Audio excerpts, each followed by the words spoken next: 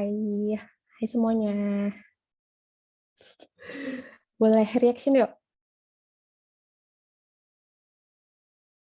Aku di spotlight, oke. Oke, aku mulai ya. Oke, sebelum kita mulai kelas sore hari ini, sumpah sebenarnya kan tadi aku mau 1 kali doang sistem gerak tuh ya, tapi gara-gara materinya banyak banget jadi 3 part. I'm sorry guys, nggak apa kok, seru. Mari kita berdoa, menurut kepercayaan masing-masing, berdoa dimulai.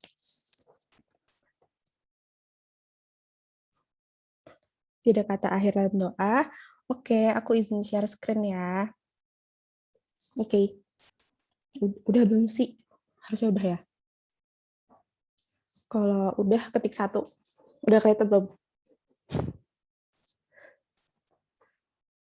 Nggak ada nih yang ketik 1. Oke, sip. Oke, aku mulai ya. Jadi kemarin kan kita udah sampai, betul aku mau ngasih tahu, hari ini harus aktif ya, karena hari ini kita mostly bakal bahas soal nanti. Aku ada hadiah deh buat yang aktif hari ini, 2 orang aku jajanin ya. Mau jajanin, boleh minuman. Tuh kan, menarik gak? Oke, menarik. Jadi hari ini harus aktif ya, nanti aku beli 1 orang. Oke, jadi kita lanjutin dulu. Buat sistem gerak, kemarin itu udah sampai mana? Diingat nggak? Oh ya, BTW, buat yang baru datang hari ini, jangan lupa untuk cek materi sistem gerak part 1 dan part 2-nya di YouTube ya, soalnya nyambung. Kalau nggak, ntar nggak nyambung. Diingat nggak sampai mana?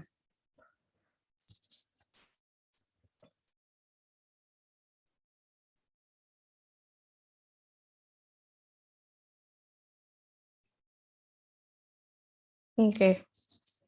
Sampai sini nggak sih? Ya, oke sampai sini. Oke, nanti kita bakal review juga kok dari awal sampai akhir, oke?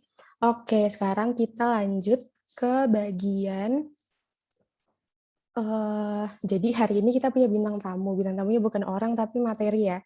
Jadi hari ini kita collab sama materi metabolisme karbohidrat. Jadi dulu aku pas SMA tuh nggak suka banget sama materi metabolisme karbohidrat karena apa yang bisa disukain dari materi itu nggak ada, ya nggak? Aku nggak suka sama sekali. Jadi mari kita mengatasi ketidaksukaan ini bersama-sama, oke? Jadi ini penting sih penggunaan energi pada otot. Sudah kita semua tahu kan kalau otot itu pakai ATP. Ya udah, tahu kan? Karena ATP itu kemarin muncul di fisiologi otot nih. ATP harus berubah dulu jadi ADP dan melepas fosfat untuk dia bisa melakukan sliding filamen. Nah, sebenarnya si ATP tuh dimasaknya di mana, dapurnya di mana gitu. Nah, kita bakal bahas karena kemarin aku nemuin soal ATP loh di bimbingan alumni UI. Aku kan kalau ambil soal di situ ya. Jadi aku bahas aja deh. Nah, oke, kita lanjut ya.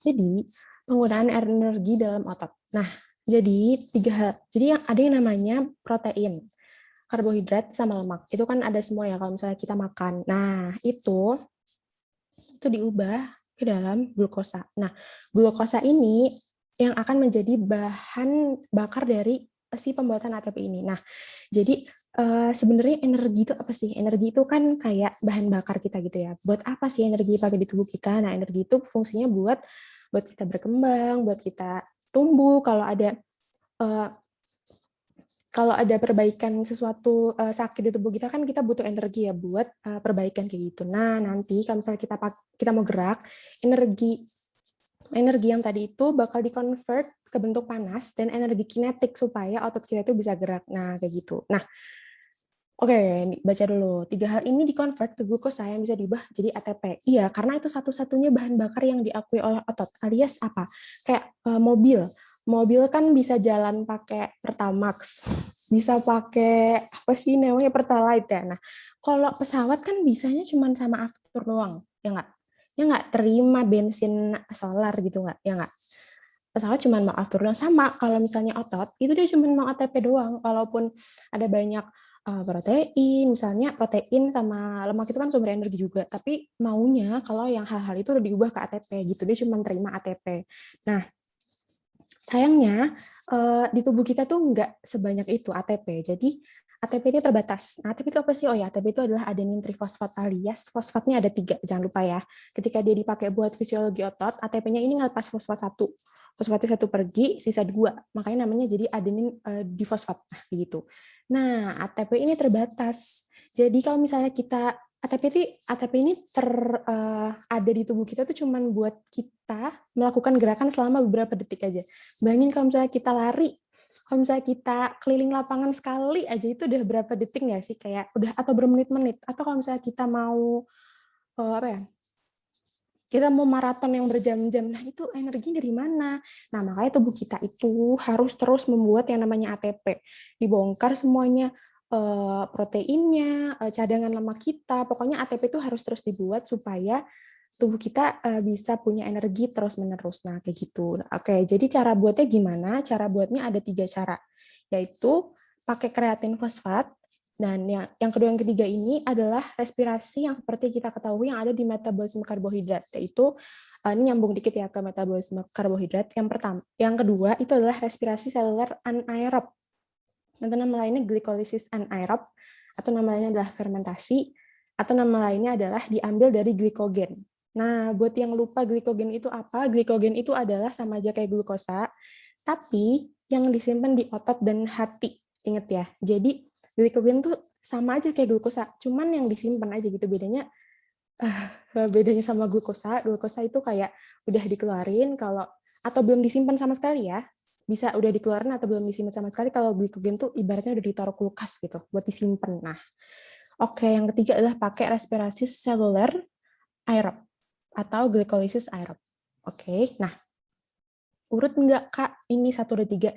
Iya dan tidak. Jadi nomor 1 pasti nomor 1 duluan. Tapi untuk yang nomor 2 dan nomor 3 ini bisa iya bisa enggak. Jadi secara normalnya orang ketika berkegiatan dari detik pertama sampai bermenit-menit itu memang kayak gitu. Nah, tapi nomor 2 ini karena dia anaerob, nanti deh aku jelasin gara-gara kalau misalnya orang kegiatannya itu terlalu berat, kayak misalnya orang-orang mengangkat beban atau uh, apa ya, pokoknya aku cuma bisa ambil contoh mengangkat beban gitu. Pokoknya sebuah kegiatan yang membutuhkan energi yang banyak banget. Nah, itu bisa-bisa dari respirasi seluler aerob, dia udah kehabisan lagi nih. Dia balik lagi ke anaerob karena kenapa? Kita lanjut dulu. Oke. Nah, aku bahas dari yang nomor 1, pakai kreatin fosfat. Sebenarnya aku sebagai anak SMA juga jarang banget denger istilah yang namanya kreatin fosfat ini. Itu apa sih sebenarnya? Nah, jadi si kreatin fosfat ini adalah suatu, aku sih nyebutnya dia unsur ajaib ya. Cara unik karena dia ajaib dan menakjubkan, alias dia itu adalah sebuah komponen high energy yang bisa di breakdown dengan cepat menjadi ATP. Nah, tadi aku bilang ATP itu bisa cepat banget habisnya. Nah, kreatin fosfat ini adalah supporter nomor 1. Nih, sebuah sumber energi pertama setelah ATP habis, yaitu supporter pertama. Jadi, ibaratnya kalau misalnya main sepak bola itu kan ada cadangan. Nah, ya udah, itu cadangan pertama. Jadi, ketika ATP-nya habis, langsung kreatin fosfat diubah ke ATP karena dia adalah komponen high energy yang bisa di breakdown dengan cepat. Dia langsung bisa diubah jadi ATP, dia langsung bisa menggantikan si pasokan ATP yang habis tadi. Jadi kreatin fosfat ini adalah supporter nomor 1. Ingat ya, kalau misalnya nanti ada ditanya, kreatin fosfat itu yang pertama mendahului respirasi. Kenapa sih dia yang pertama? Karena lihat deh di bagian kiri ini yang udah aku kotakin, proses dia menjadi, yang di sini aja deh, proses dia menjadi ATP itu cepet banget, cuman butuh 1 panah, alias proses enzim, proses pengenziman itu loh. Kayak kalau panah kan berarti kan ada perubahan dari sesuatu menjadi sesuatu pakai suatu enzim. Nah, cuman 1 panah doang, cuman 1 kali, alias dia cuman, aku pakai ibarat mulu, kalau misalnya naik busway dia berhenti sekali doang gitu deh. Jadi dari kreatin fosfat plus ADP, jadi dia berubah jadi ATP itu pakai ADP. Kenapa? Iya, karena fosfatnya kreatin cuma 1 kan, terus ADP fosfatnya ada 2. Ini cara gampang ingatnya ya. Nah, jadi ATP kan 3, makanya harus butuh ADP. Kita pakai enzim yang namanya kreatin kinase, dan dia akan berubah menjadi kreatin dan ATP. Nah, ATP-nya udah dapat dengan 1 kali panah doang. Dengan 1 kali panah doang, dia udah bisa menjadi sumber energi yang dipakai otot kita. Nah, perlu diingat juga, kalau di kimia kan ini lupa lagi namanya, pokoknya ini reaksi bolak-balik ya. Jadi ketika di tubuh kita itu misalnya udah over nih ATP-nya, terus aku udah kelar nih larinya, tapi kreatin fosfatku terlalu banyak mengubah jadi ATP nih. Nah, tenang aja, ATP-nya itu tetap bisa disimpan lagi dalam bentuk kreatin fosfat.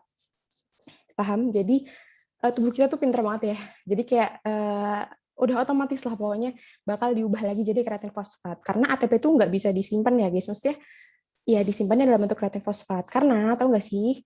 Oh ya, ini udah ketulis juga di sini. Intinya energi besar dalam waktu singkat.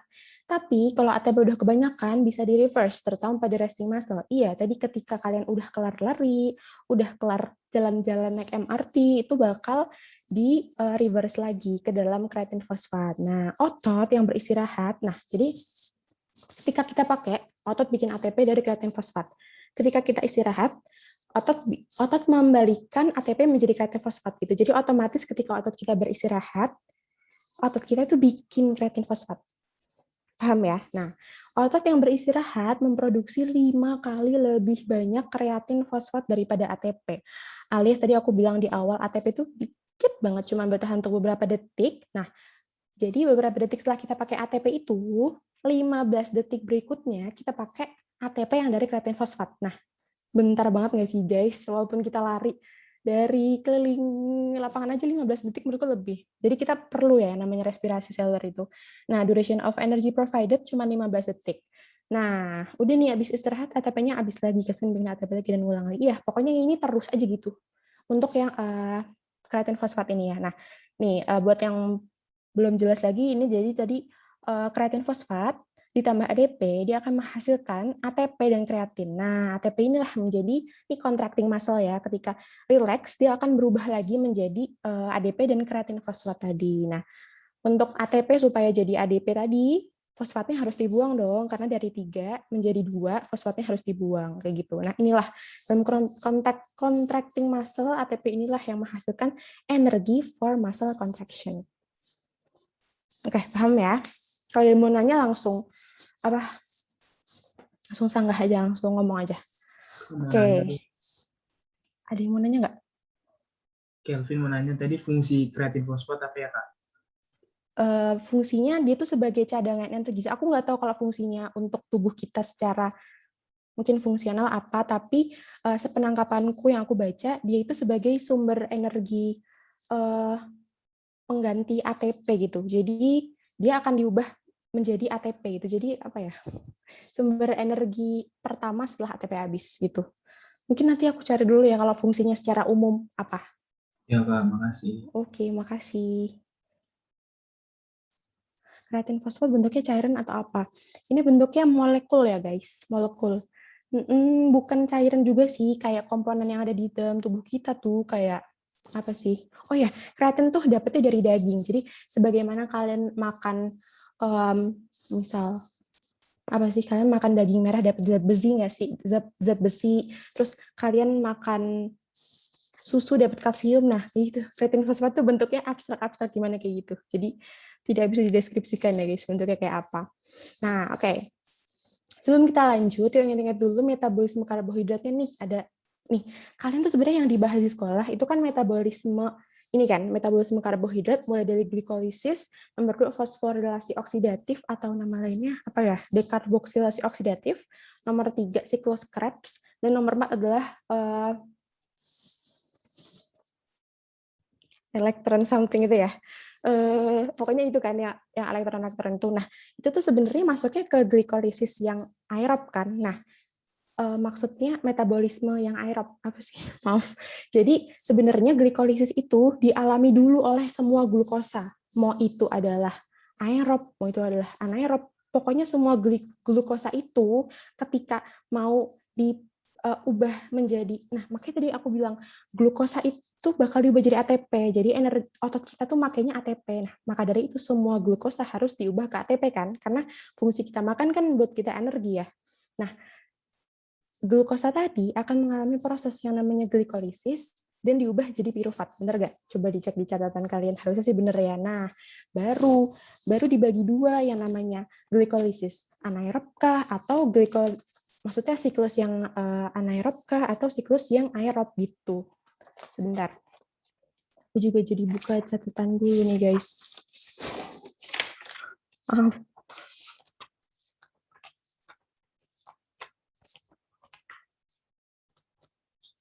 Oke, benar. Nah, jadi lanjut dekarboksilasi oksidatif, siklus Krebs, transfer elektron, itu ketika kita pakai oksigen. Nah, ketika nggak ada oksigen, kita lanjut ke bagian yang fermentasi. Atau kalau ini catatanku inten dulu ya, jadi kalau di inten tuh dipisahnya tuh kalau misalnya yang anaerob itu ada hewan dan tumbuhan. Nah, kalau yang hewan itu, dia biasanya pakai yang menjadi asam laktat. Nah, kalau tumbuhan dia akan menghasilkan asetildehida dan alkohol yang menjadi racun. Coba dicek di buku catatan kalian lagi ya. Yang itu loh yang menghasilkan ragi. Jadi kalau ragi kan ada alkoholnya. Nah, itu dibagi dua kalau misalnya anaerob itu yang hewan dan tumbuhan. Nah, kalau misalnya ini iya kita pakai fermentasi yang bagian hewan, yaitu yang menjadi asam laktat. Nah, asam laktat yang menyebabkan apa? Yang menyebabkan kelelahan atau kram. Jadi itulah pentingnya pemanasan dan pendinginan ya guys, supaya kita tidak kram dan kelelahannya itu, ya kalau lelah mah pasti ya habis lari-lari. Nah, tapi kalau misalnya respirasi seluler, itu juga dihasilkan H2O, CO2, pokoknya setelah melaksanakan semua hal ini kan ada H2O hasilnya ya gitu-gitu ya, CO2. Nah, dua-duanya tetap bisa menghasilkan ATP. Oke, aku baca. Secara tahapan, harusnya respirasi anaerob dulu nih. Nah, emang untuk sprint, jadi kasarnya ya, tadi nomor 1, kreatin fosfat itu benar-benar wajib setelah ATP habis, kita lari ke situ. Nah, untuk yang kedua, nah, umumnya kita butuh energi besar untuk melaksanakan hal yang cepat, itu kan buat energi yang, buat kegiatan yang high-paced activity. Paham nggak sih? Kayak sprint atau yang olahraga yang HIIT itu loh, yang HIIT itu ya. Bukan yang kayak renang atau yang kayak jalan-jalan sore, itu kan sans gitu ya. Terus lama sans dan nggak terlalu banyak energi yang harus dibutuhkan saat itu juga gitu. Kita kan jalan bisa 1 jam, bisa saya kayak lebih sans gitu. Nah, kalau untuk orang yang sprint, orang yang maraton, untuk orang yang butuh cepet, nah ini penting banget buat respirasi anaerob karena tubuh kita itu butuh waktu ya buat memproduksi oksigen dan mengikutsertakan oksigen itu dalam respirasi seluler kita. Makanya step kedua setelah pakai kreatin fosfat kita langsung ke respirasi anaerob. Nah, pathway respirasi aerob ini baru setelahnya. Nah, oke, bikinnya emang lama nih yang respirasi aerob, tapi kelangsungan energinya juga lama. Jadi apa yang kita tuai, apa yang kita tanam itulah yang kita tuai, bener gak? Jadi tadi walaupun si kreatin fosfat ini memang bisa menghasilkan energi yang besar dalam waktu singkat, tapi bukan berarti dia tahan lama juga. Dia memang cuma bisa buat 15 detik pertama ini aja, udah itu doang secepat itu. Nah, untuk detik-detik berikutnya gimana? Kita lanjut dulu ke respirasi anaerob. Nah, buat nanti yang respirasi aerob, nah yang pakai oksigen inilah yang bisa bertahan sampai bermenit-menit bahkan berjam-jam kayak gitu. Nah, ini tadi yang aku bilang, tapi kalau beban terlalu berat, akan balik lagi ke anaerob. Nah, inilah kenapa kita harus pemanasan. Menurutku ya, kalau misalnya menurut logikku, kita pemanasan dulu. Kenapa? Karena, menurutku ya, maaf kalau salah, boleh disanggah juga kalau kalian punya pendapat lain. Tubuh kita pakai dulu nih ATP-nya. Tubuh kita pakai dulu ATP-nya, tubuh kita pakai dulu kreatin fosfatnya, baru ketika kita olahraga yang beneran, itu baru kita pakai respirasi anaerob dan aerob, bener gak? Jadi biarin dulu kita pakai cadangan-cadangan dulu, nah barulah kita bikin ATP yang fresh nih dari respirasi seluler kayak gitu. Nah, kenapa juga kita harus pendinginan? Pendinginan itu penting supaya ketika kita tadi udah misalnya kalian sprint terus nggak pendinginan, bayangin kalian dari respirasi anaerob nggak pakai respirasi aerob langsung diem. Nah, asam laktat yang dihasilkan dari fermentasi itu, dia mau pergi kemana? Sebenarnya kalau misalnya asam laktat itu numpuk, dia bisa diubah lagi loh, dia bisa diubah lagi jadi piruvat.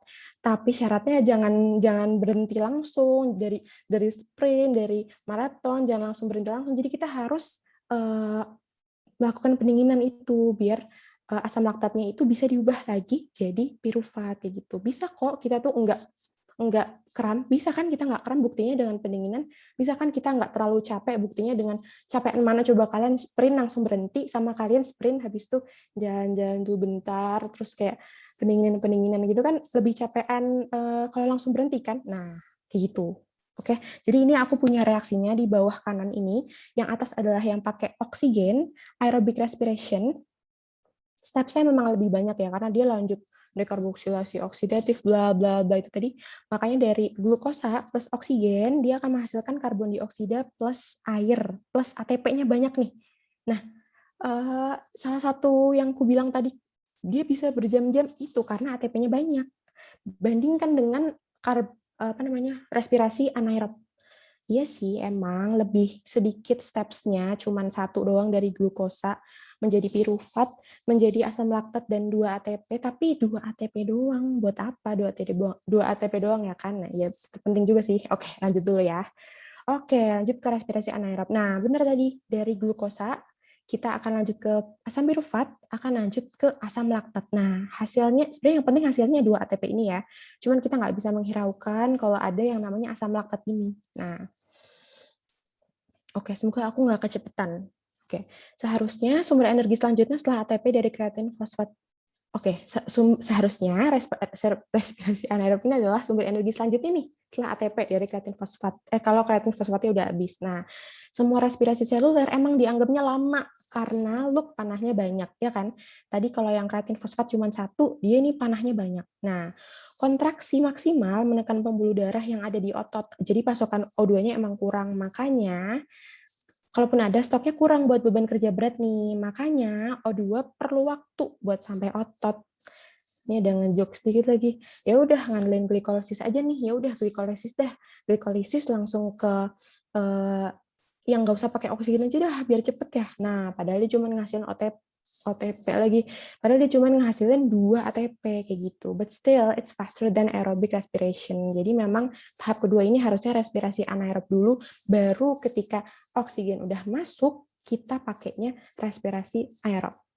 Oke, nah ini cocok untuk olahraga intensitas tinggi di mana kita butuh energi dulu secara cepat, bukan kita nunggu lama dulu baru butuh energi.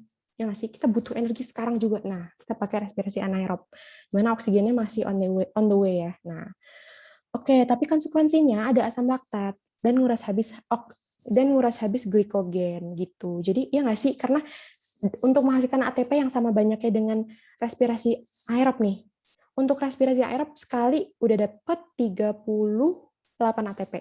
Untuk menghasilkan namanya tadi ATP dengan jumlah yang sama banyak kayak respirasi aerob, si respirasi anaerobnya harus berulang selama berapa kali tuh, ya kan? Jadi glukosanya makin banyak yang dipakai. Nah, itulah makanya lebih nguras habis glikogennya. Nah, ntar kalau udah ada lagi oksigennya, kita bisa lanjut ke respirasi aerob dan juga asam laktat ini tadi bisa dikonvert balik ke pirufat dan kawan-kawan. Kayak gitu guys. Buat yang penasaran, asam laktat itu tiba-tiba kok ada sih asam laktat dari mana? Iya, jadi hasil glikolisis yang berupa asam pirufat, asam bukan sih dia, bener ya? Asam pirufat ini, dia tuh nggak bisa ya langsung ke dekarboksilasi oksidatif kayak gitu. Nah, makanya dia diubahnya ke asam laktat kayak gitu. Semoga paham.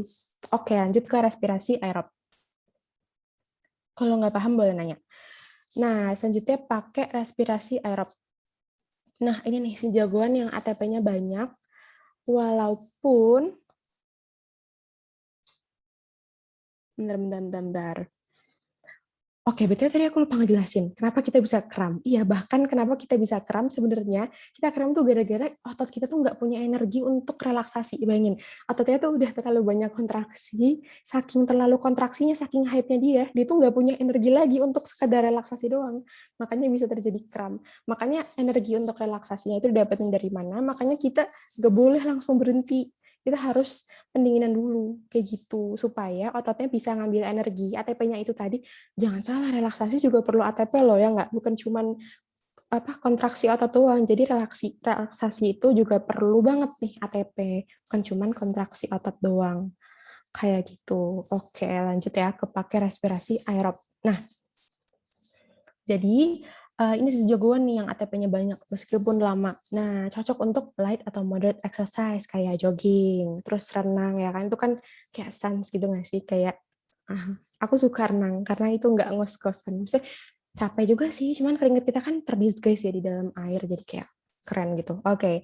Nah, jadi untuk yang si respirasi aerob ini kita banyak banyak sumber energinya dapat dari mana?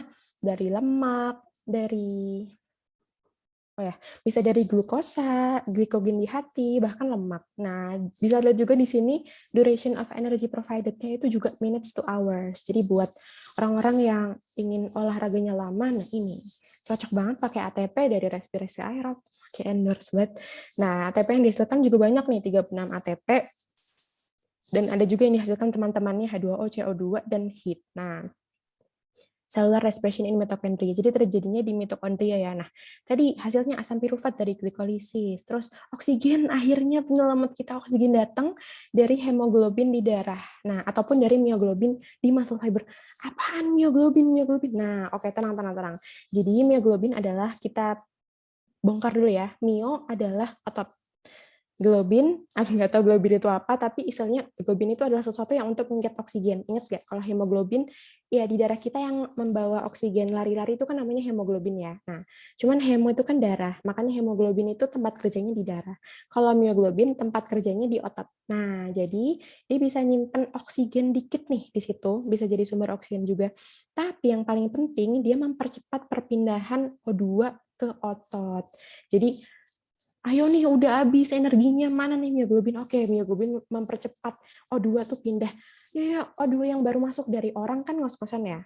Jadi O2-nya itu masuknya bisa dari mana? Bisa dari ngos-ngosan, bisa dari jantung kita ngepump darahnya. Kalau jantung kita melakukan peredaran darah itu kan artinya dia mengedarkan darah ke seluruh tubuh kita ya. Nah, dalam darah itu hemoglobin membawa oksigen. Nah, oksigen itu pula yang bisa dijadikan sumber oksigen dalam kita melakukan metabolisme respirasi aerob ini. Nah, jadi oksigennya tuh dari situ tuh. Nah, yang mempercepat perpindahannya mioglobin. Pindah. Nah, jadi pindah dari darah ke otot. Satpamnya mioglobin kayak gitu, mempercepat. Oke. Nah, terus tadi inilah respirasi aerob yang pakai fosforilasi oksidatif, pakai siklus Krebs, pakai transfer elektron dan menghasilkan 30 lebih ATP. Nah, sumber oksigennya ini ada 2 mioglobin dan yang dialirin sama pembuluh darah masuk ke sel satu otot kayak gini. Oke, di slide sebelumnya ada 38 ATP, tapi di sini 36, kenapa bisa beda? Ya sebenarnya aku juga bingung nggak sih, ATP itu sebenarnya 36 atau 38, tapi aku nggak tahu, maaf ya. Jadi nanti dicari dulu, kayaknya ada 2 ATP yang tersembunyi nggak sih di mana gitu. Soalnya dulu aku juga pernah nanya di Inten, sebenarnya 36 atau 38 sih, ada yang tahu nggak? Sebenarnya 36 atau 38 yang dihasilkan ATP-nya di sini.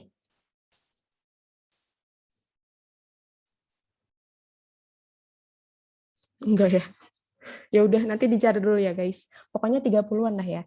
Aku juga bingung tapi sebenarnya di catatan aku itu 38, tapi di sini 36. Sini juga 38. Oke, nanti dibahas di kelas selanjutnya. Aduh, aku suka metabolisme karbohidrat. Nanti kita cari dulu ya, ATP-nya berapa, 36 atau 38. Oke, nah, lanjut dulu ya. Kenapa ngos-ngosan kalau habis olahraga? Buat ngembaliin asam laktat. Ya bener, untuk nge-convert asam laktat balik lagi supaya kita nggak terjadi pegel gitu. Buat bikin lagi si kreatin fosfat dan ATP nabung. Iya bener banget. Jadi ketika kita olahraga, ketika kita istirahat, itulah saatnya, kan habis olahraga istirahat nih, ngos-ngosan. Nah, udah tuh, kita bikin lagi si kreatin fosfatnya pas kita istirahat gitu. Nah, buat ngegantiin oksigen yang disimpan di mioglobin tadi, benar. Jadi, oksigen tuh bergerak terus ya, jadi ketika dia udah dipakai, dia harus di-refill lagi, karena kita nggak bisa hidup tanpa oksigen, alias kita mau ngapa-ngapain perlu oksigen. Oksigen itu perlu untuk kelangsungan tubuh kita. Nah, dia disebar kemana-mana. So, ngos-ngosan adalah hal bagus untuk nambah oksigen di tubuh kita. Kayak gitu. Oke. Oke, aman ya. Napas dulu. Baru masuk kelas langsung dikasih materi metabolisme karbohidrat lagi, maafin ya guys. Oke, lanjut ya. Nah, kita balik lagi nih ke otot nih. Ada buang-buang dulu metabolisme karbohidratnya. Oke. Jadi ini aku juga nemu kemarin tentang agonis, makanya aku masukin di PPT. Aku nemu soalnya. Oke. Peranan otot dalam tubuh. Nah, ini namanya agonis, ada namanya antagonis, ada namanya sinergis, dan ada namanya stabilitator atau fiksator. Sumpah yang keempat ini nggak usah dihafalin, aku taruh di situ aja kali aja keluar, tapi kayaknya nggak bakal keluar. Nah, jadi yang penting adalah agonis.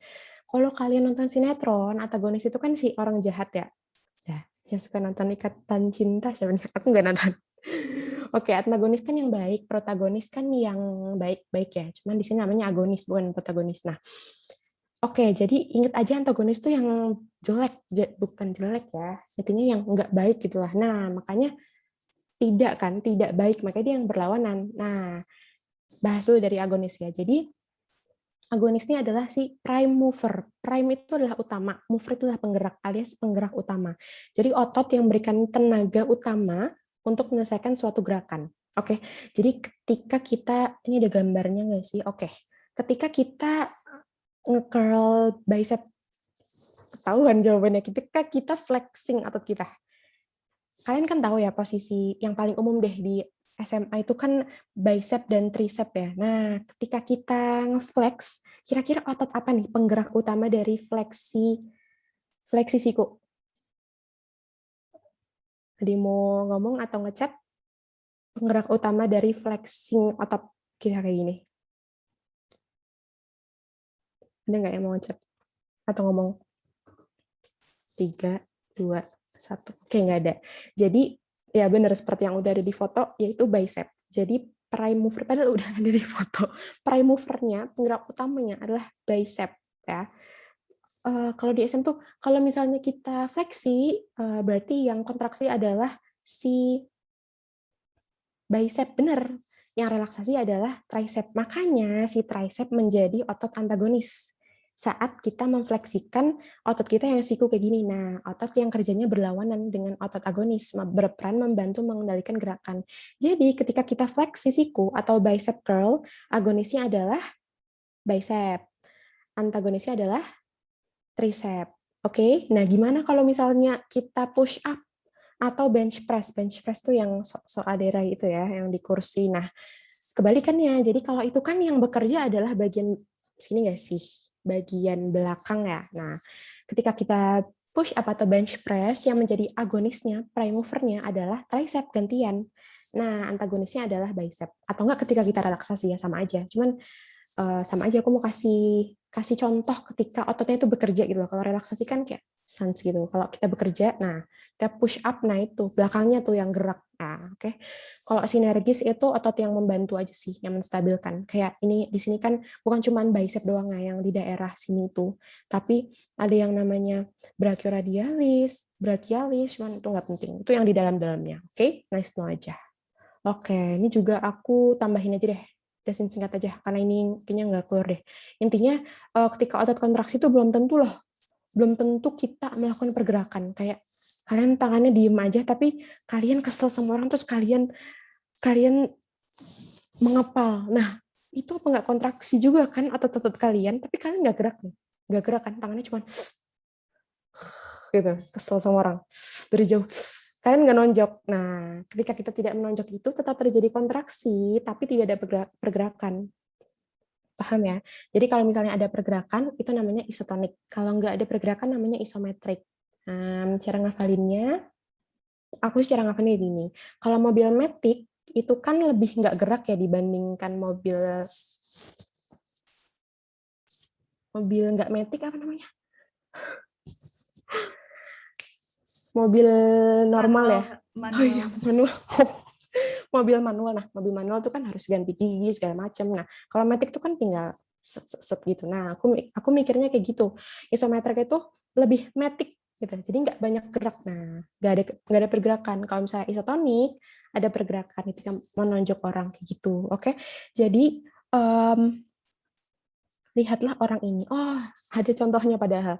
Orang ini bukan menonjok tapi dia ngangkat barbel ya. Tapi itu kan nggak gerak, tapi dia tetap kontraksi kan ototnya.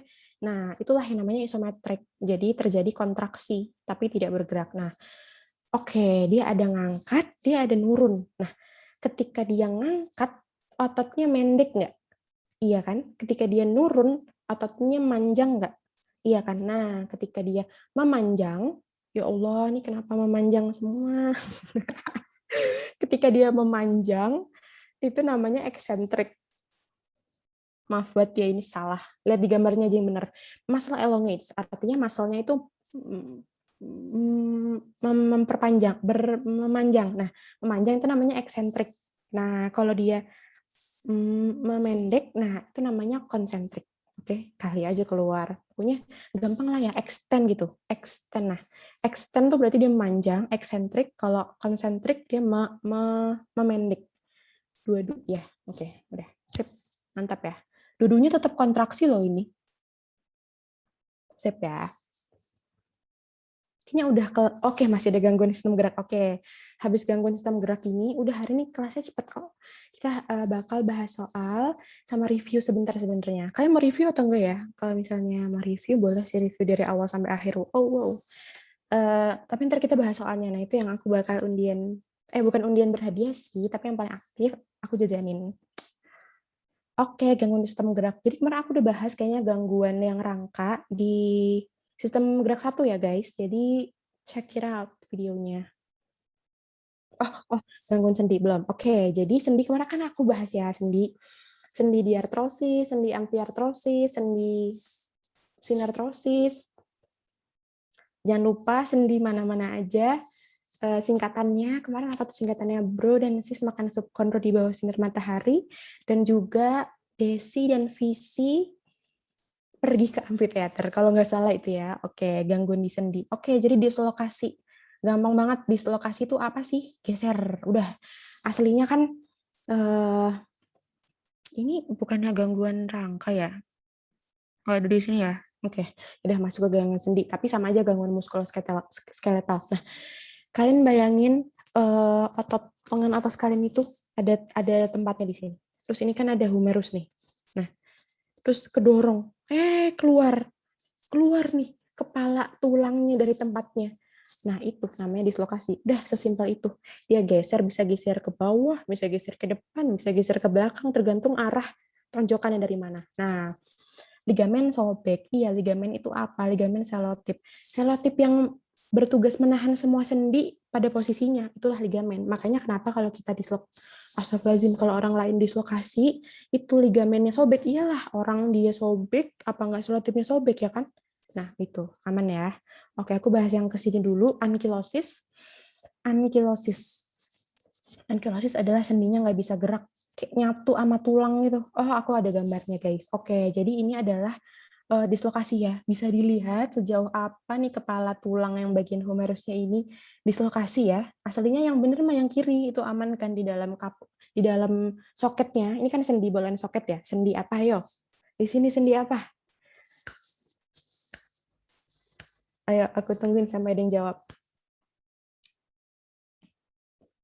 Betul, ada yang jawab peluru. Oke, Kenshin kamu betul, tapi sebelumnya Kiza udah nge-PC aku jawab peluru, betul. Sayangnya ini bukan quiz berhadiah, maaf ya. Oke, betul banget peluru, karena dia bisa ke segala arah. Karena tangan kita bisa sirkumduksi, tangan kita bisa bikin lingkaran tanpa kalian gerakin bahu kalian. Tapi nggak usah dicoba ya, nggak usah dicoba. Karena itu aku yakin sakit pasti. Oke. Nah, keluar dari soketnya. Itu sakit banget, guys. Sampai tangan kita tuh harus tangan orang tersebut harus disangga pakai tangannya. Dia pasti di sini tuh ada tulang yang nonjol gitu. Karena tulangnya naik kan. Nah, itu. Yang datang itu tulangnya nonjol kayak ini orang kenapa ya? Iya, dia megang tangannya dislokasi. Oh, iya. Oke. Nah, ini namanya ankilosis. Tadi dibilang sendi nggak bisa gerak kayak nyatu sama tulang. Iya guys, jadi orang yang normal lututnya kayak gini. Ada celah di tengahnya untuk apa? Untuk kartilago. Ingat, kartilago itu nggak kebaca ya guys di X-ray, karena dia tulang rawan.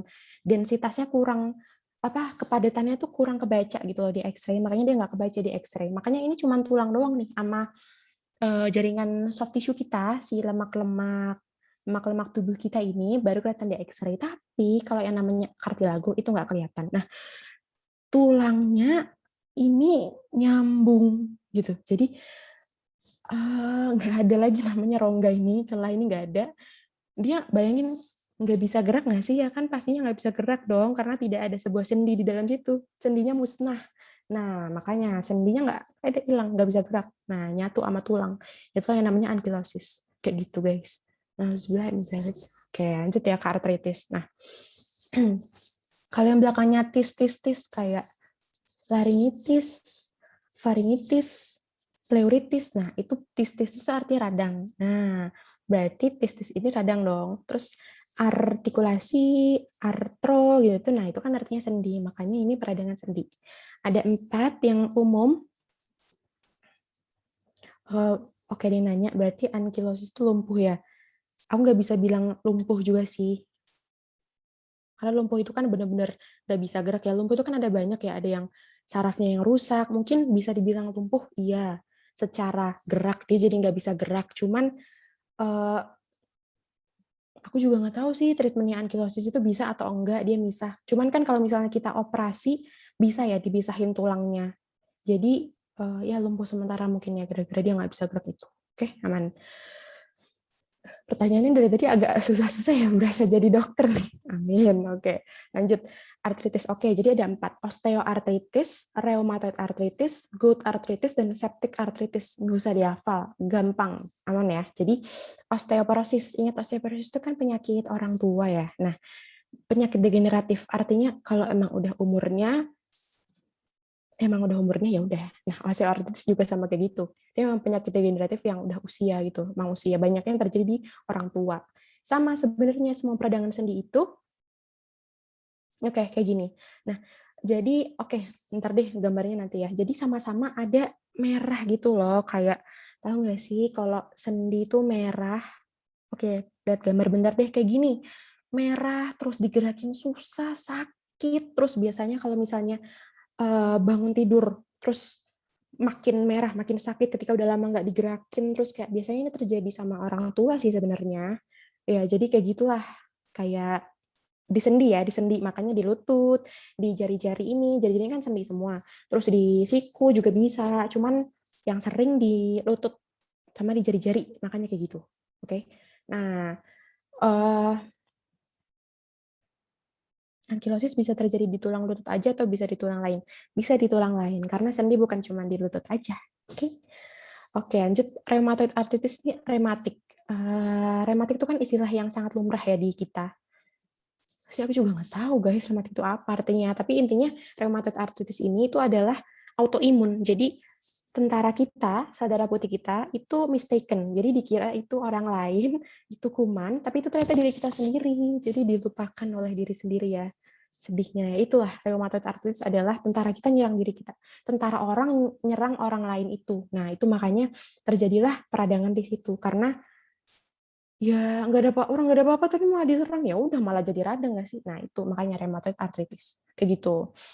Oke, gout arthritis. Gout itu artinya adalah kristal asam urat. Nah, yang asam urat yang suka di jempol. Nah, di jempol itu yang menggelembung gede yang merah. Nah, itu isinya adalah kristal. Nah, deposit kristal asam urat. Nah, asam urat itu dari mana? Makanan-makanan kayak jeroan, melinjo yang banyak kandungan purinnya, purin, pirimidin yang itu. Nah, itu makanan-makanan kayak gitu akan stok kristal asam uratnya jadi makin tinggi, guys, kayak gitu. Jadi untuk orang yang asam urat baiknya menghindari makan kayak jeroan-jeroan kayak gitu. Nah, gitu. Nah, dia ini sama, intinya semuanya tentang peradangan sendi ya. Cuman penyebabnya apa, letaknya seringnya di mana. Nah, itu yang khas dari keempat artritis ini. Sebenarnya bisa di mana aja, cuman ya khasnya letaknya di mana. Kalau asam urat kan seringnya di jempol, nah kayak gitu. Nah, septic arthritis, ingat aja antiseptik ya. Antiseptik itu kan buat apa? Membunuh bakteri, membunuh kuman. Nah, itu. Septic arthritis ini disebabkan oleh kuman. Nah, kuman tuh kok bisa masuk ke dalam sendi kita yang terlindung kulit ini? Iya dong. Bisa aja makan terus travel ke situ, bisa kan, bisa aja operasi di situ terus ada kebuka terus kumannya masuk, bisa juga kan. Jadi macam-macam penyebabnya, bisa dari sirkulasi, bisa dari on the spot kebuka di situ, bisa juga. Kristal asam urat bisa sembuh atau harus operasi? Insya Allah bisa sembuh, masih kalau misalnya masih aman ya, masih nggak terlalu akut banget gitu loh, masih nggak terlalu parah banget. Dengan minum obat, dengan mengurangi peradangannya itu ada obat yang namanya anti nyeri, anti radang, obat untuk nurunin asam uratnya. Cuman kalau udah over banget, udah tinggi banget, udah nyeri banget, nah mungkin itu harus pakai operasi ya, kayak gitu. Jadi bisa kok, semua penyakit itu sebenarnya sebelum parah. Makanya jangan takut ke rumah sakit, daripada nanti sebelum parah, mendingan diobatin pas masih bisa diobatin daripada harus operasi, makanya kayak gitu. Oke, oke nih osteoartritis. Osteoartritis itu kalau udah tua, udah tua ya, nih logik udah tua, udah sering jalan kemana-mana nih, udah nganterin cucunya, udah nganterin anak-anaknya, udah keseringan jalan, kartilagonya udah lama-lama halus, tipis, nah akhirnya hilang. Ada kartilagonya hilang, terus akhirnya tulangnya kegesek satu sama lain. Nah, ya udah itu sakit banget lah. Orang kita perlu kartilago untuk membengkokkan sendi kita kan. Nah, sakit banget, makanya sakit banget kalau digerakin. Nah, ini juga osteoartritis kalau udah parah banget bisa menyebabkan ankilosis. Itulah komplikasinya yang tadi nyambung itu. Nah, ini itu juga bisa dari osteoartritis yang memburuk terus kemudian jadi ankilosis kayak gitu. Nah, lanjut ke ini cara gampang ngasalinnya kristal nyemplung got alias got artritis ya maksudnya. Terus rheumatoid artritis yang tentara kita nyerang diri kita sendiri itu adalah kayak gini. Ini sakit banget nih. Ini tangannya semuanya sendi-sendinya tuh sakit. Nah, terus septic arthritis kayak gini, yang kena kuman. Kartilago bisa dibuat lagi nggak? Pengetahuanku enggak ya. Sepengetahuanku nggak bisa. Kartilago kalau nggak bisa. Kayaknya kalau udah hilang nggak bisa deh.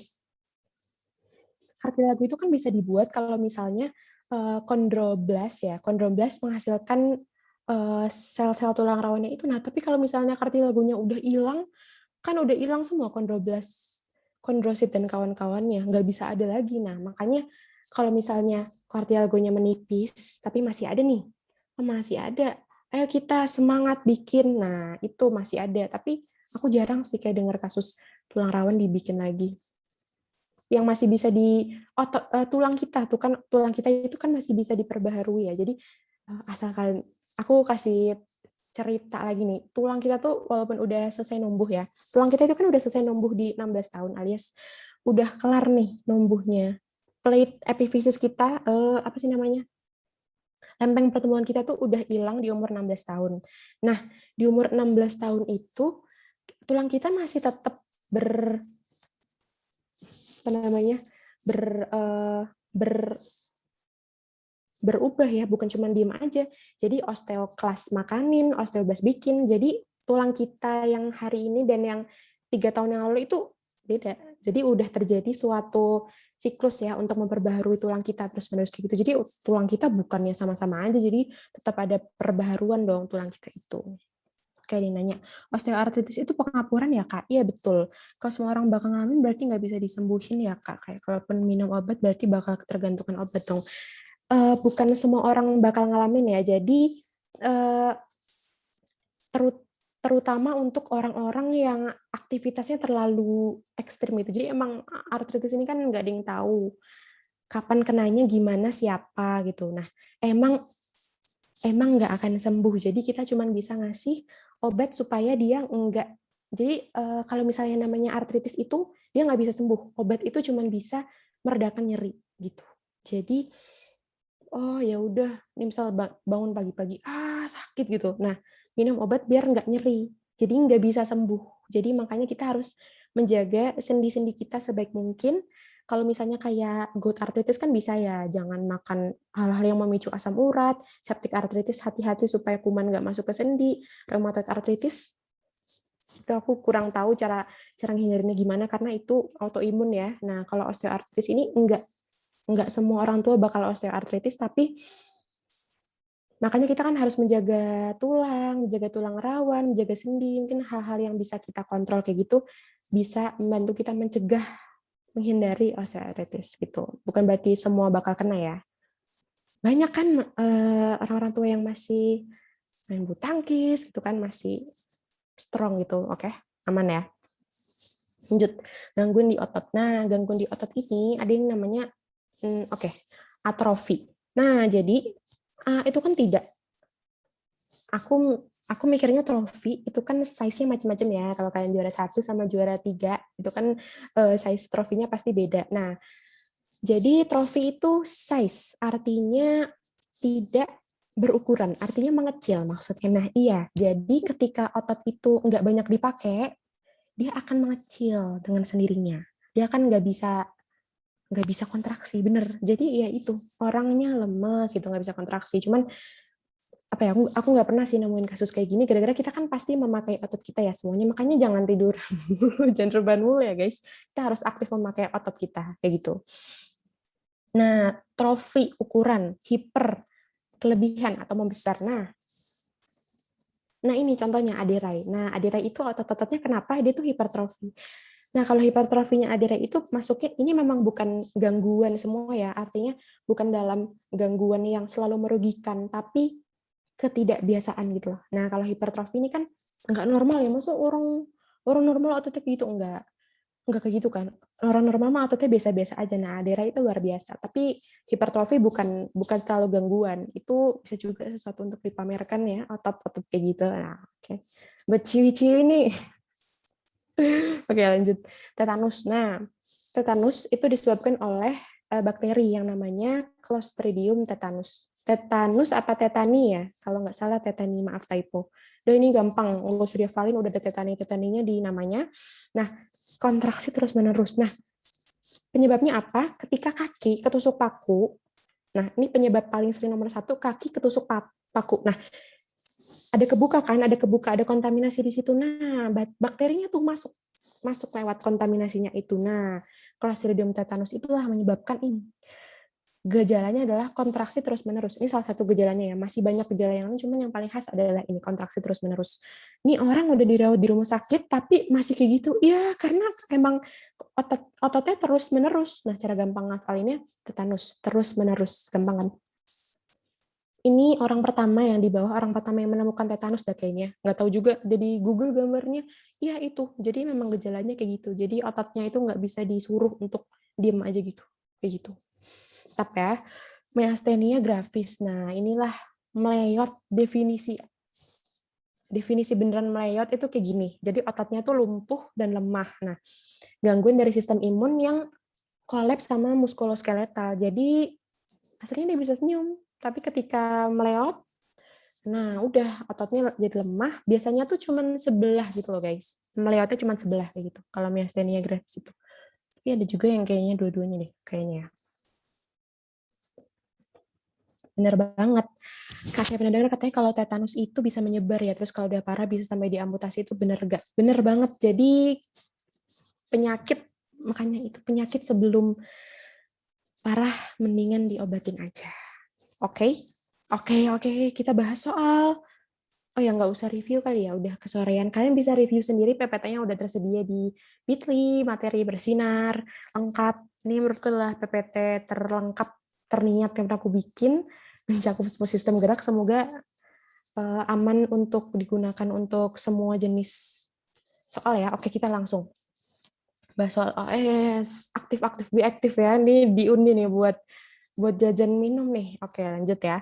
Nomor 1, untuk pengerutan kontraksi otot, yang mau jawab boleh langsung ngomong atau chat satu. Nanti aku, bentar.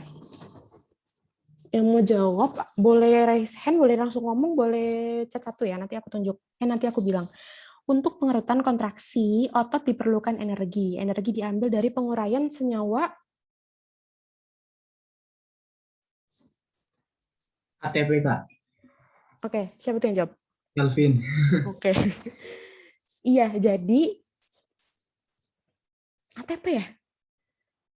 Kok aku mikirnya glikogen sih? Bentar aku baca dulu.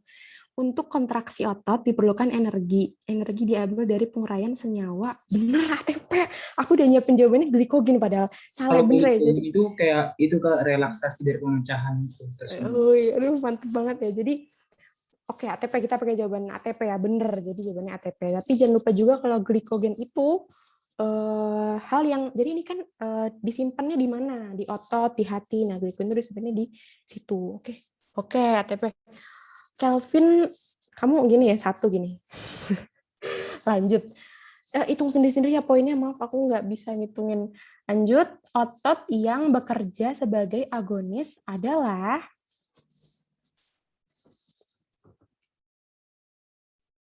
gampang kok ini. Aku udah bilang tadi. Kayak betul Keiza, nggak apa-apa ngomong aja atau chat di umum aja biar skornya nggak diembat sama orang lain. Di chat aku yang pertama tadi Keiza ya, Keiza jawab biceps dan triceps. Betul sekali. Jadi ketika kita flexing, agonisnya adalah biceps. Ketika kita push up atau bench press, agonisnya adalah triceps. Antagonisnya adalah each other ya. Nah, lanjut. Sendi yang gerakannya terbatas disebut Diartosis. yakin.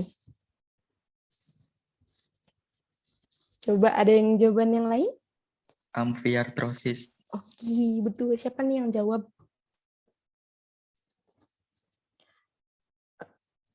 Tidak mau disebutkan namanya, nggak apa-apa. Kalau misalnya kalian mau dapat jajannya, sebutin namanya juga ya kalau mau jawab. Tapi kalau nggak mau nggak apa-apa.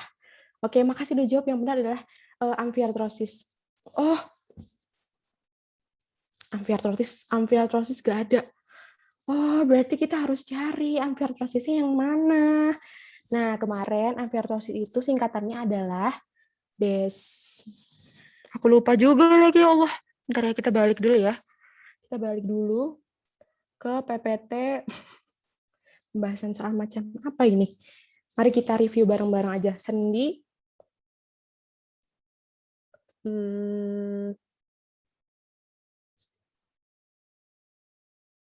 Oke. Sendi amfiartrosis ya. Singkatannya, Desi dan Visi nonton di amfiteater. Berarti ada sindesmosis dan simfisis ya. Lama bener. Oke, berarti yang benar jawabannya adalah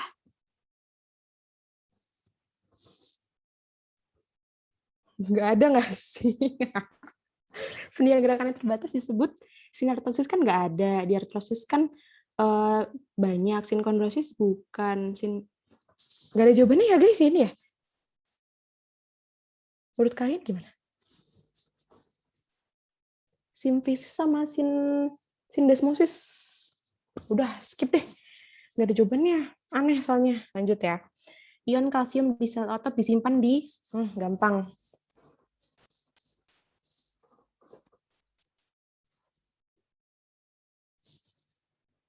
Pelajaran kita di pertemuan kedua.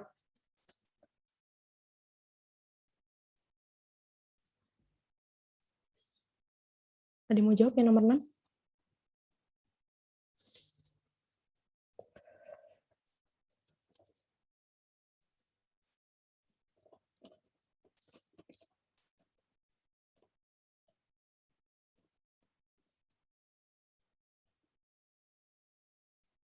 Oke, betul. Jawabannya D. BTW, yang tadi menjawab sinkondrosis Kak itu sendi mati. Sendi mati itu... Tadi nomor 5 kalian sepakat ada jawabannya atau nggak ada jawabannya deh? Atau aku yang aneh? Bentar. Sinartrosis kan nggak ada sama sekali pergerakan ya. Sinartrosis salah. Sinkondrosis juga salah. A dan C salah. Terus diartrosis itu bisa bergerak bebas, salah. Sinfibrosis salah, dia masuknya di sinartrosis, salah. Artikulasi sendi biasa doang, nggak ada jawabannya. Oke, betul ya, berarti tadi Keiza benar, dia jawab D. Ion kalsium bisa otot disimpan di retikulum sarkoplasma. Ingat ketika si neurotransmitter itu udah pindah ke jadi pertama kali kan masuknya ke retikulum sarkoplasma nih. Nah, disimpan di situ. Nah, dia dikeluarin ke sarkolema, barulah terjadi sliding filamen kayak gitu. Jadi disimpan dan dikeluarkannya juga oleh retikulum sarkoplasma. Ingat ya. Nomor 7, cadangan makanan. Oh, ini nih jawabannya. Cadangan makanan yang disimpan di otot terutama adalah glikogen. Bener glikogen. Risma duluan yang jawab di chat aku. Cepet-cepetan kalau mau ngomong langsung aja jangan ragu-ragu. Glikogen gitu ya. Ntar kopinya melayang nih, jajanan kopi atau bobanya. Lanjut ya. Berarti sekarang yang tertinggi poinnya adalah Keiza ya. Keiza udah jawab 2 kali. Ayo Kelvin, jangan mau kalah. Saat seseorang lari cepat sekali, maka kemudian bernafas terengah-engah. Oksigen yang diserap kemudian digunakan untuk hal berikut, kecuali gampang, jelas banget.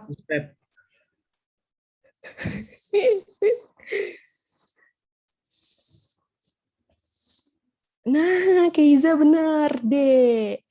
Pembentukan asam laktat kan nggak pakai oksigen, guys. Ya nggak? Dia adalah anaerob, ya nggak? Nah, jadi oksigen selama dia masuk ke dalam respirasi aerob, siklus Krebs, oksidasi asam pirufat itu maksudnya fosforilasi oksidatif ya. Respirasi aerob, sintesis ATP di mitokondria, berarti dia respirasi seluler aerob ya kalau di mitokondria. Nah, itu semua dipakai oksigen, dipakai lah tuh buat si golongan aerob. Kalau pembentukan asam laktat kan beloknya beda, beloknya ke anaerob. Nah, itu jawabannya D. Kiza, mantap. Semangat ya guys, buat yang lain. Jangan ke ini, jangan tetap semangat. Oke. Sendi berikut yang tidak termasuk diartrosis, sendi yang tidak termasuk diartrosis adalah Keiza, cepat sekali sutura. Kelvin, kamu kalau kalah cepat ngetik aja nggak apa-apa Kelvin. Sutura bener. Sutura itu adalah benang yang ada di otak kita ya. Skala kita di tengkorak kita. Kalau ini kan sendi semua ya, sendi semua. Maksudnya sendi itu semua. Oke. Kelainan pada sistem gerak dapat bersumber pada gangguan otot yang berupa atrofi. Sebab atrofi dapat disebabkan oleh penyakit yang menyerang saraf sadar yang mengkoordinasi gerak otot. Oke, dipikir dulu. Pernyataan satu benar, sebab salah. Kelainan pada sistem gerak dapat bersumber pada gangguan otot yang berupa atrofi, benar ya. Terus sebabnya salah. Benar. Itu tadi siapa jawab? Kelvin lagi. Oke, Kelvin. Poin keberapa mau ini? Poin kedua ya. Oke, bersaing nih sama Keiza. Oke, jadi atrofi bukan disebabkan oleh saraf ya, nggak ada hubungannya sama saraf. Jadi cuman gara-gara dia nggak dipakai aja tuh 20 tahun gitu nggak dipakai, nah itu atrofi. Lanjut. Otot jantung berkontraksi terus-menerus nih, tapi nggak lelah sebab otot jantung memiliki struktur yang hampir sama dengan otot rangka, namun memiliki percabangan. Pikir dulu. Cari PPT mana otot jantung?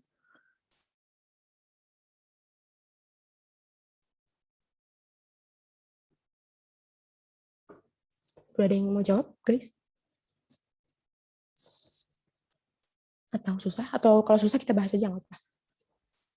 Kayaknya susah ya. Bahas aja. Oke, bahas aja ya. Oke.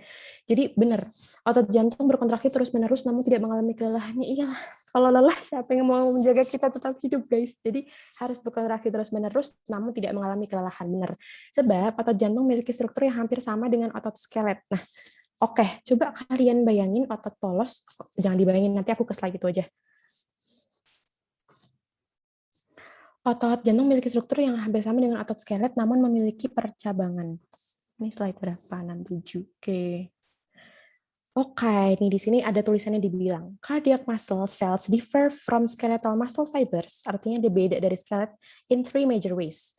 Ukurannya, organization-nya, nah ini, cardiac muscle cells branch. Bener banget, jadi yang membedakan dia dari skelet adalah percabangannya. And number of nuclei. Nah, number of nuclei nggak dibahas ya. Nah, berarti benar ya, cardiac cells itu bercabang. Nah, tapi ada hubungannya nggak? Kalau menurutku ya, nggak ada. Kalau menurutku. Tapi kalau ada yang punya pendapat lain, boleh dikemukakan. Menurutku, kalau otot bercabang itu nggak pernah dibahas nggak sih, kayak hubungannya apa? Ya nggak. Jadi menurutku ini benar-benar tapi nggak berhubungan. Tapi bisa jadi aku salah. Jadi dicari lagi ya guys jawabannya apa. Oke, lanjut dulu. Miofibril. Miofibril keluar. Berperan pada mekanisme kontraksi otot sebab miofibril terdiri dari protein kompleks yaitu aktin dan miosin. Apa nih? Maka pernyataan benar sebab benar. Benar. Oke, miofibril berperan dari mekanisme kontraksi otot. Oh ya Allah. Ya benar. satuan serat otot ya, myofibril itu, di mana sliding filament itu terjadi di myofibril, sebab myofibril terjadi protein kompleks yaitu aktin dan myosin. Oke, aktin dan myosinnya mah bener, tapi mereka protein atau bukan? Oh, ini aku search di Google nih, ternyata bener. Protein, aktin is the most abundant protein, myosins are motor proteins. Berarti, oh ya, ini jawabannya udah ada di PPT nih. Bener ya, berarti benar-benar dan berhubungan. Berhubungan nggak nih? Bener lah, berhubungan orang aktin dan myosin tulang punggung kontraksi otot ya. Lanjut, otot skelet. Nah, ini otot skelet memiliki origo dan insersio. Kalau masih ingat pertemuan kedua, sebab kedua ujung otot skelet selalu melekat pada tulang.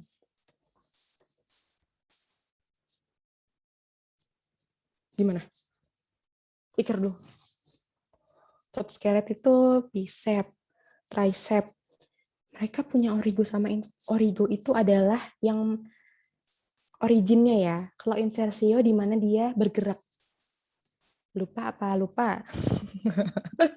Aku balik ke slide origo dulu ya. Mana sih? Oke, slide 61. Origo itu apa sih, Kak? Ya, origo adalah perlekatan pada tulang yang terfiksasi. Insersio apa sih, Kak? Perlekatan pada tulang yang bergerak. Alias, kalau misalnya aku misalin bicep, origonya, nih, bicep, aku cari gambar, bicep lagi. Bentar ya, guys.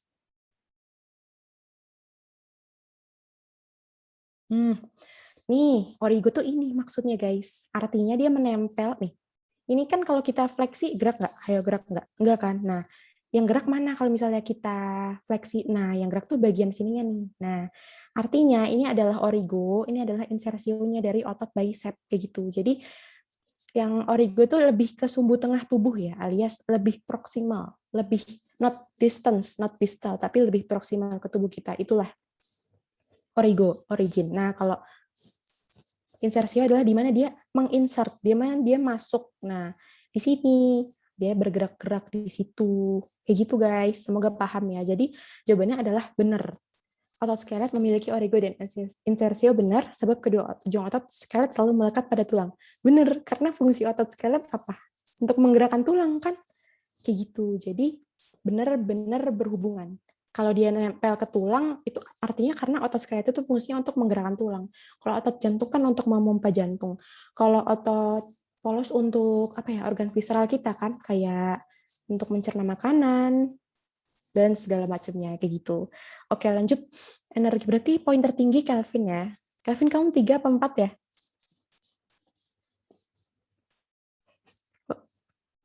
Hilang lagi hitungannya. Energi yang diperlukan, oke udah ada yang menjawab. Energi yang diperlukan untuk kontraksi otot hanya diperoleh dari metabolisme anaerobik, sebab metabolisme anaerobik menghasilkan ATP hasil penguraian glukosa.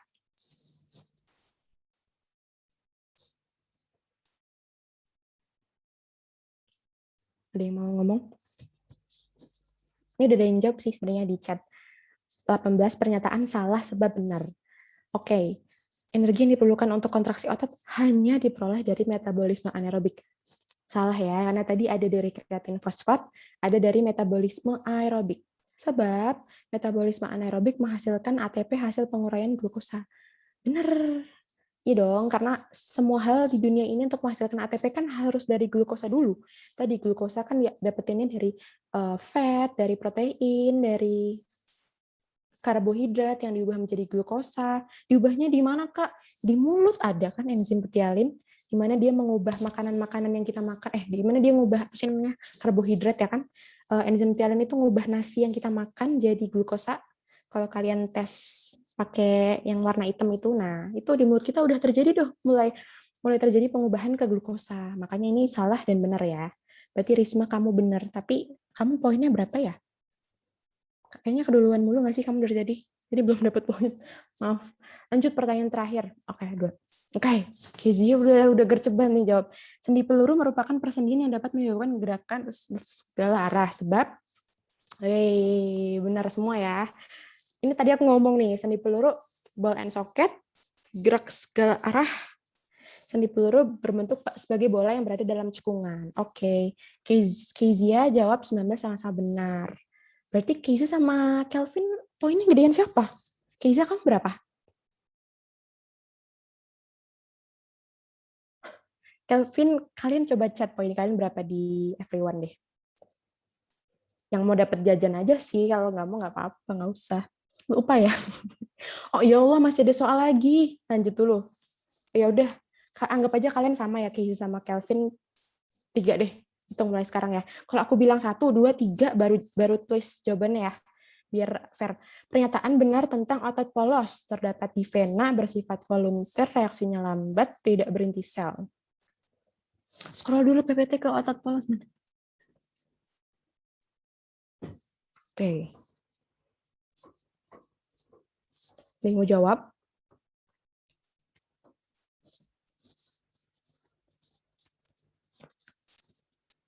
Atau kita bahas aja kalau susah.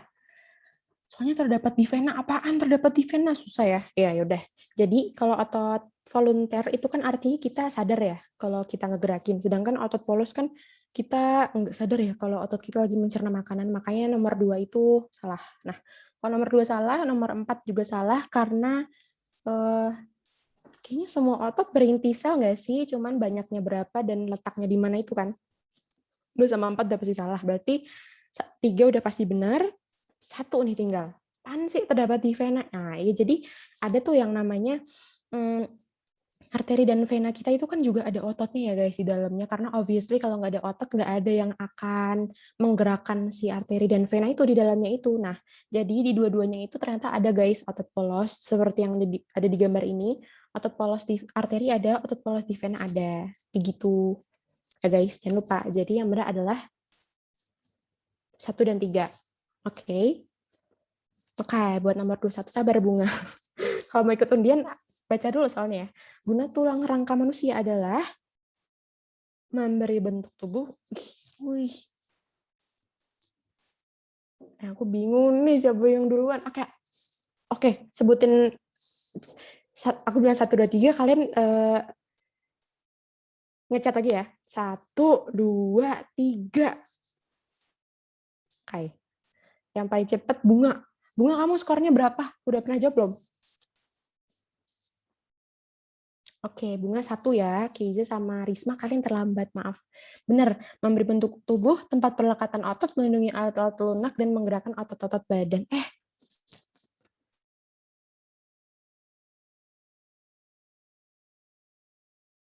Bunga salah. Nomor 4 salah, Bunga.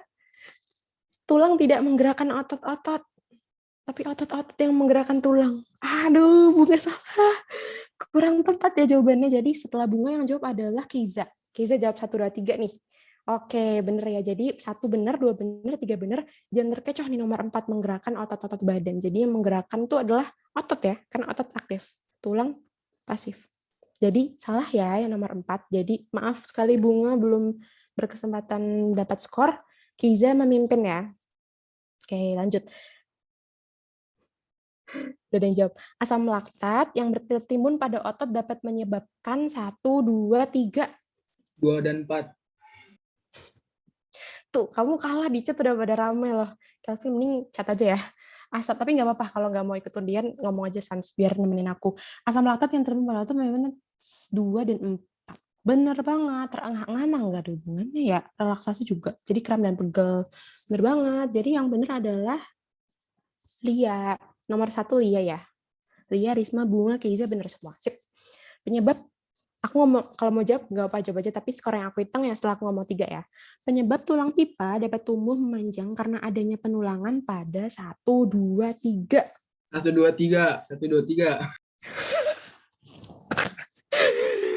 Penyebab tulang, baca dulu soalnya. Penyebab tulang pipa dapat tumbuh memanjang karena adanya penulangan pada, penulangan ya? Penulangan pada bagian tengah diafise, tumbuh panjang loh.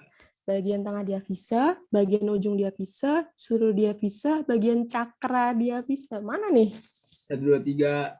Emang 1, 2, 3 ya? Bukannya 4 doang? Enggak. Emang gimana kalau 1, 2, 3? Coba jelasin.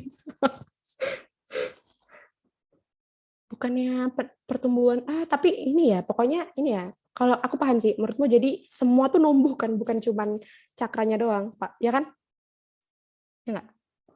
Penyebab tulang pipa dapat tumbuh memanjang karena adanya penulangan pada ya semuanya ya, bagian tengahnya, bagian ujungnya, nomor satu tambah 2 sama dengan 3 nggak sih bagian tengah dan bingung nggak sih? Karena ada yang punya pendapat lain nggak selain Calvin Jar 1, 2, 3?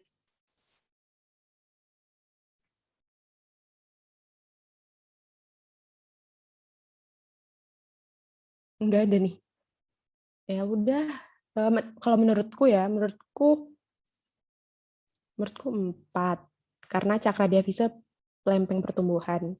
Kalau menurut Calvin 1, 2, 3 bagian tengah diafisa, bagian ujung diafisa, seluruh diafisa.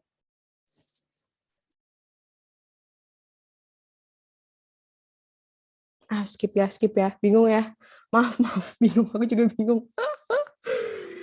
Atau ada yang mau berpendapat? Ditangguhkan dulu ya nih ya. Maaf ya kalau aku tidak bisa memberikan jawaban semuanya. Ini soal aku ambil dari www.bimbinganalumniui.com, tidak disponsori ya guys, bisa dicari di Google. Lanjut ke nomor terakhir. Jaringan penunjang adalah jaringan yang digunakan untuk memberikan kekuatan dan perlindungan. Berikut yang termasuk jaringan penunjang adalah nah Risma ada 3 pertanyaan, 1, 3 benar. Soalnya ada clue kekuatan dan perlindungan. Oke, benar banget. Jadi adalah tulang sejati dan tulang rawan. Kalau kalian kekecoh, jaringan penunjang. Kan aku bilang ya, tulang itu masuk ke jaringan. Di pertemuan pertama nih, jadi kalau mau jawab ini harus datang ke 3 kali pertemuan sistem gerak. Penunjang adalah support. Fungsi jaringan ikat adalah menunjang. Nah, makanya itu. Ada fungsi kekuat. Nah, kalau melindungi. Nah, kalau misalnya iya, menurutku sih ini tulang sejati dan tulang rawan ya. Gara-gara kalau misalnya darah kan nggak melindungi, nggak ada kekuatan. Jadi 2 salah, 4 salah. Berarti 1, 2, 3. 1 dan 3. Bener, Risma. Selamat. Bunga juga bener, tapi duluan Risma. Kasihan banget sih. Siapa namanya? Kelvin. Giliran dia jawab, soalnya ini lagi enggak jadi. Yaudah, semuanya dapat jajan aja kali ya.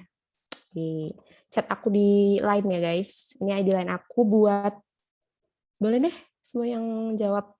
Bunga Risma, aku chat ya, Bunga Risma. Buat yang aku lihat namanya berkali-kali ada di chat ya, karena yang aktif. Bunga Risma, Kelvin, sama Kiza. Oke, silakan chat aku ya di line untuk nagih jajannya. Buat yang lain tetap semangat ya guys. Oke, ngos-ngosan berarti oksigennya lagi masuk. Oke, makasih udah datang kelas hari ini. Jangan kabur dulu. Jadi boleh isi ulasan bersinar ya di Bitly kelas bersinar untuk marah-marah kalau misalnya kelas hari ini bosen atau kelamaan. Tapi boleh juga titip salam buat aku kalau kelas hari ini seru. Boleh juga neraktir bersinar di Bitly traktir bersinar kalau misalnya kalian mau membeli bebek bersinar. Oke. Boleh